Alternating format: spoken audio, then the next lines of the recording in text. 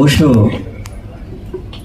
కొన్ని డిస్కషన్స్లో చెప్తూ ఉంటారు, ఈ ప్రపంచం తూర్పు పడమరగా విభజించబడితే తూర్పున ఉన్న వాళ్ళంతా ఆత్మజ్ఞానం మీద బాగా ఏకాగ్రత వహించి శరీరాన్ని లేకపోతే భౌతికమైన ఆనందాల్ని, సంపదని, వాటిని పెద్దగా లెక్క చేయలేదు.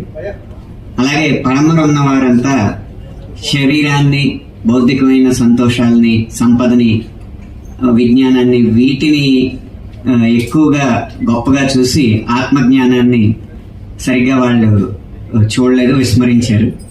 అందువల్ల ఒక చోటేమో యజమాని గొప్పగా ఉన్నాడు కానీ ఇల్లు బాగలేదు, ఇంకో చోట ఇల్లు చాలా గొప్పగా ఉంది కానీ యజమాని బాగలేదు. ఏది జరిగినా కూడా ఇల్లు పాడైపోద్ది, ఆ యజమాని పాడైపోతాడు. ఈ రెండిటిని కలగలిపిన ఒక మనిషి, ఒక విశ్వమానవుడు, బుద్ధ ద జోర్బన్, అలాంటి వాడిని క్రియేట్ చేస్తేనే ఈ ప్రపంచం శాంతితో, సుఖ సంతోషాలతో వర్ధిల్లుతుంది అని ఆయన చెప్పడం జరిగింది. అలా జరగాలంటే శరీరాన్ని, ఆత్మని కూడా కలపగలగాలి.